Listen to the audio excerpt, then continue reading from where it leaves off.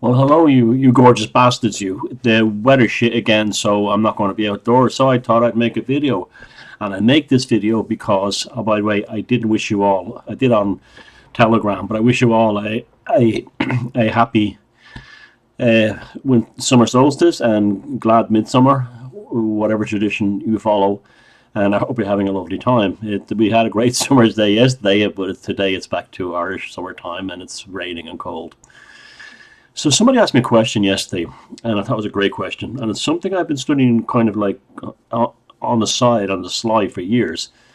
And there's a kind of a magic and a sorcery and a spirituality to what? To winning the lotto. And what I should say by that is how you win the lotto, not how you win it by, getting the right numbers. But if you do win the lotto, how you deal with that in a spiritual sense. Now, somebody won the Euro Millions in Ireland yesterday for 250 million somewhere down in County Cork area, and there's a mad dash on to find out who this person is, and that's number one. Hide your identity, and other than say your closest person in your life, don't tell anybody you won the lotto. Don't tell them, and continue on your life as you normally were. Suppose you win 100 million or 50 million or 20 million even. Unless you're going to be inundated, the parasites and the NPCs are going to come out of the woodwork, and they're going to look for money off you, and they're going to come at you with sob stories. That's part of it, but the main part of it is you will be subject to ferocious psychic attacks from jealousy, from the jealousy of the NPCs and the normies, and even people you're friends with. They'll be even if you give them money, they'll still be jealous of you. Ferocious jealousy, and you've got to be careful with that. You've got to. That said, don't tell anybody. Now, there was a story of a woman in County Strabane about 8 or 9 years ago who won 27 million on the lotto up there, and she came on TV on the news report or wherever I saw her, and she was a quite an attractive woman, middle-aged woman. She seemed like a lovely person, and she was saying things like, "Well, there's so many people in this community who need help and support." And I was thinking to myself, well, that woman is going to be some, and she was single. The woman's, good-looking woman. She's a good catch, and she's got money. She seems like a very sensible, kind, decent person, or that she was. She was dead within 7 or 8 years or so. She said that winning the lottery destroyed her life. She tried to spend money to enjoy the money, but lotto money, unless you make it work, is cursed money. Now, what I mean by how you make it not cursed money, the word affluence comes from the French word affluer, which means to flow. So any money you have in your life, you must keep it flowing. You must keep it flowing and moving. Now, there's lots of ways to do that, and one of the ways is not charity.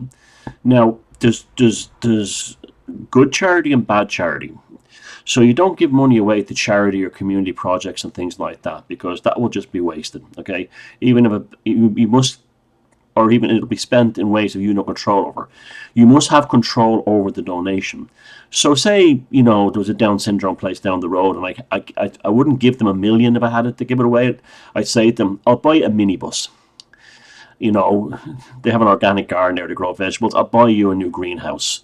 But I would not give them cash and say, do what you want. But I would so the money has been cleaned. It's been turned into a bus that will bring people around. It'll, take the people with Down syndrome to wherever they need to go, collect them in their houses, give their families a break. And then the other stuff is turned into organic veg. So it goes to work. The same with someone who I knew who was like, on a wheelchair, handicapped. And I would say, look, I'll pay for you to build a ramp. I'll pay for you to go to Switzerland for an operation. I'll pay for the actual. You have to name the thing. You can't just hand them a bag of money. And that goes for your family members too. You say, look, I should give all my brothers and sisters 1 million each. No, don't, unless you say a younger sister she's something like a seamstress and she wants to open her own store, and if she did, she'd be serious about it. Buy the store for her, pay the rent, pay the taxes and the startup, give her the business startup grants and all the equipment she needs, and send her off on her way. The money has been cleaned. And that's for everything. And for that's how you donate the money. You give it to things that work, and it doesn't matter. It could be something like you buy a football club, but you must be actively involved in it. You have to be active. You can't just say, "Here's money." Like I would probably buy a football club here in Ireland. Some like there's talk of Ballymun United since I stopped being a Bows supporter. There's talk of Ballymun United going into the League of Ireland. I just say I'll buy you a stadium. I'll do it. I'll buy you whatever you need. The training ground, I'll buy it. You're putting it to work. You're not just handing it and saying do what you want. That's not a gift. It's a process. You're processing it. You're specifically processing that money, and that's how you give it away, how you donate. And of course, if you're starting with a business, it's fantastic for that. Now, how do you enjoy the money? Well, this woman in Strabane who died, it alluded that she was suicidal because she ended up with a drink problem, and it was so tragic because when she was a nice lady, and everyone said she was a nice lady, and she'd done so much for people. She built a house, a big fancy, dream home, like Hollywood home, next to her tumble down cottage in the countryside, and she couldn't live in it. She went back to her old cottage, and she just couldn't deal with it. She bought herself a fully loaded VW camper, and like all the other nice cars and everything. Went back to her driving her old, Opel or Renault. She didn't want it. It was just decadence. Now, if she had have had an art studio in there or something like that, or pottery studio, and she was turning that into a craft business, yeah, that would have worked then. It would have worked then, that kind of thing. So how do you hide all this money when you have it and you won the lotto?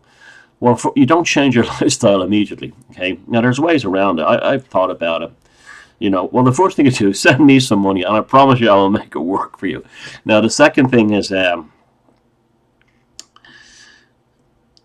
you don't flaunt your wealth.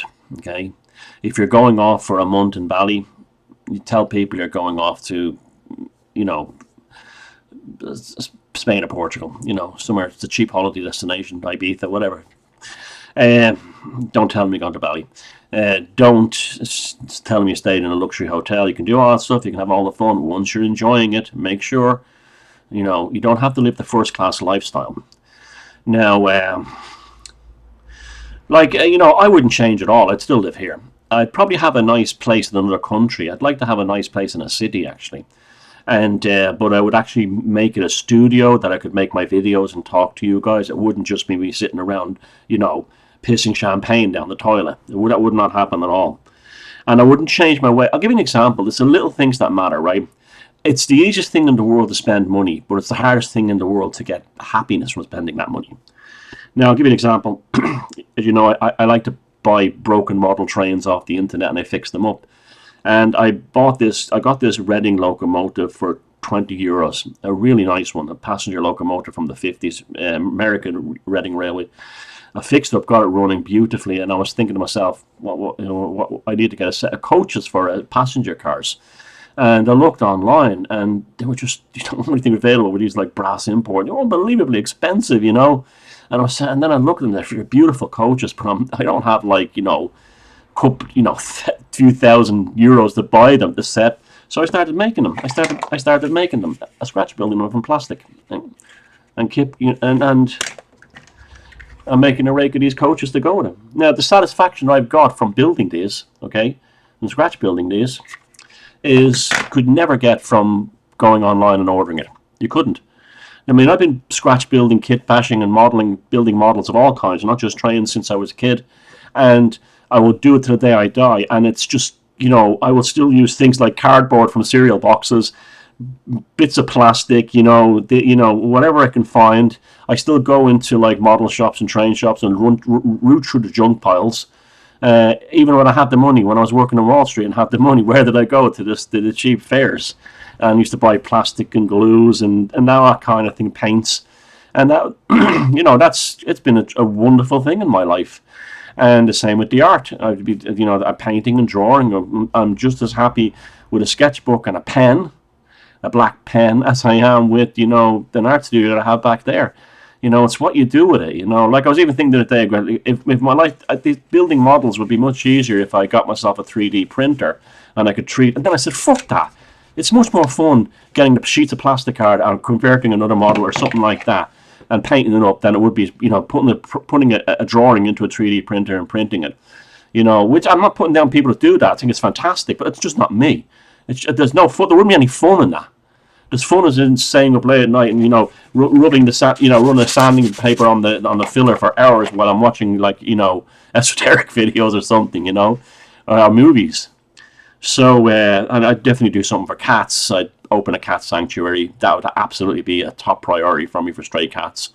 Buy a big place in the countryside. Now, I would still live here. People wouldn't see me. I'd still be wearing the same old rags and everything, that kind of thing. And then I would start spending the money slowly. So, say I got the roof on this place done. I got the things that needed fixing, and people say, "Oh, that's a beautiful job you got on the roof," and I says, "Yeah," and they would say, "Wait, you know, you have the money saved up?" And I says, "No, I got a job I work online on the internet as a consultant job, and it pays really well, and I'm selling stuff."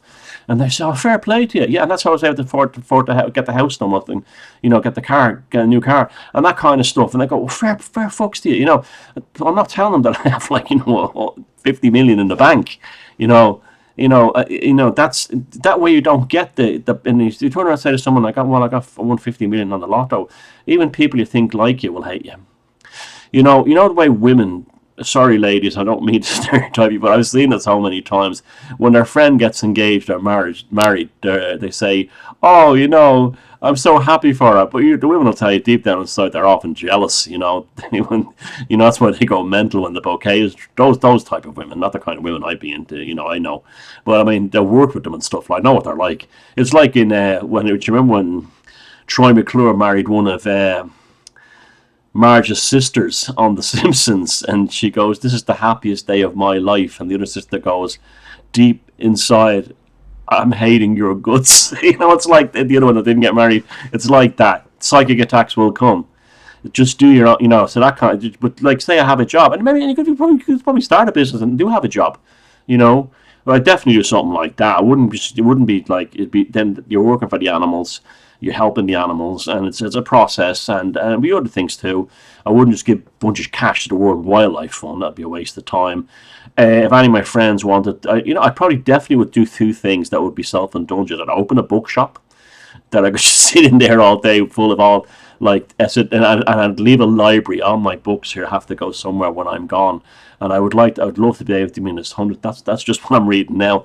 You know, that I've got thousands. You know, and many rarities from, you know, even like rare paperbacks from the '70s.